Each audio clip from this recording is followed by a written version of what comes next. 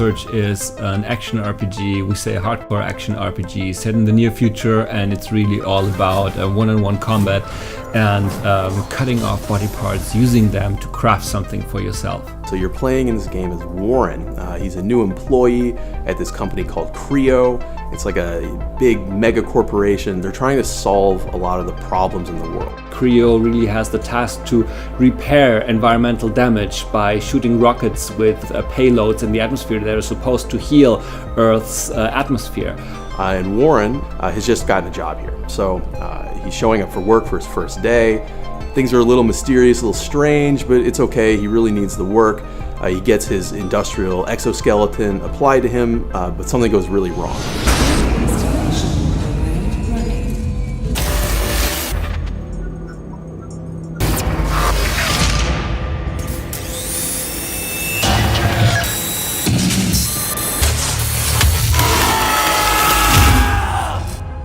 Happens is that Warren, after a blackout, wakes up and is in some kind of junkyard, and everything wants him dead, basically. And so what you're trying to do is help Warren to survive, to figure out what has happened in this place, and ultimately to escape. To create a believable and credible world, we concentrated us on three major themes, and it was the industrial, the corporate, and the futuristic theme.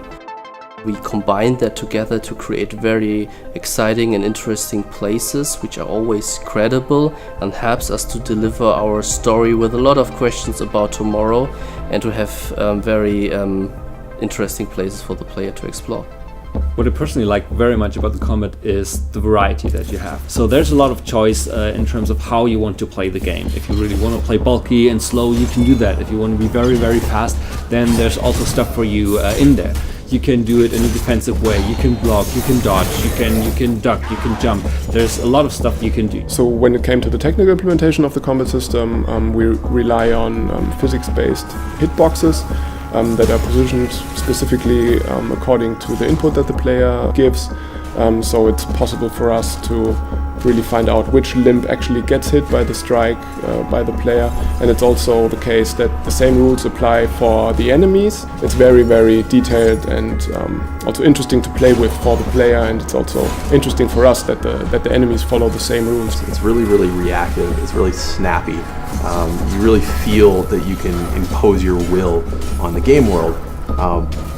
But that's only half of the equation. You know, the other half is that the game world has to push back. It has to give you a lot of challenges for you to overcome. The enemies have to be difficult. You have to learn what they do in order to overcome them. But then that makes the victory feel so much better in the end. It is all about horizontal and vertical strikes, and this plays very well into our combo system, our deep combo system, which is that even within the same weapon type, we have very many different movesets, combos. It has so many different layers to it.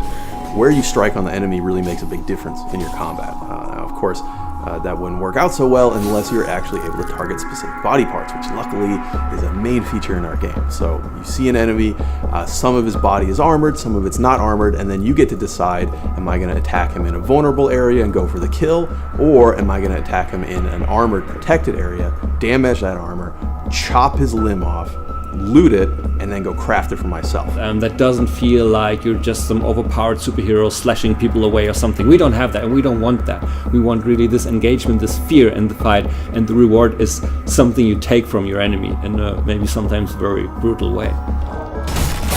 We thought about how can we incorporate, for example, his exo rig in the best possible way. We wanted to make it look really heavy, but at the same time he needed to have this incredible speed, and he had this enormous power to him now.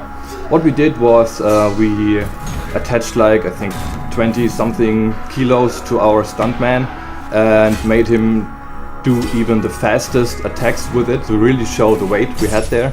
When it came to the finishing moves, of course we wanted them to be as cool as possible, but on the other hand, we didn't want them to be that, let's say, fancy. We didn't want to have ballet-like or dancing moves in there, but we just wanted to show the brute force of our hero guy. There is a sense of pretty dark humor in the game, so it doesn't really take itself too seriously. I mean, it's a violent game, but it's really about fantasy violence. You're basically fighting monsters, but you will also see that there are a lot of people in this world, and some of them really had some issues with the new situation, and some of that you can resolve, and some things you just witness, but you need to pay attention. We really try to have different layers of story. Some of them are really important for you and some aren't, and some just lead you in the wrong direction. But again, it's about exploring, it's about you finding out what it is about. So you really take a look at things, you explore things, and bit by bit the story comes in if you like to experience it that way. So we think there's really a wealth of possibilities in the game depending on how you play it. And we ourselves play it in very different ways at Deck 13, and we really see what you can do with it, but we really don't have any idea what players will do with it. We'll really give it in their hands. So this will be a very, very interesting moment for us to see what other people will do and can do with our game, and we expect to see things that we never thought of, and we think this will be a very, very strong and very important moment for us.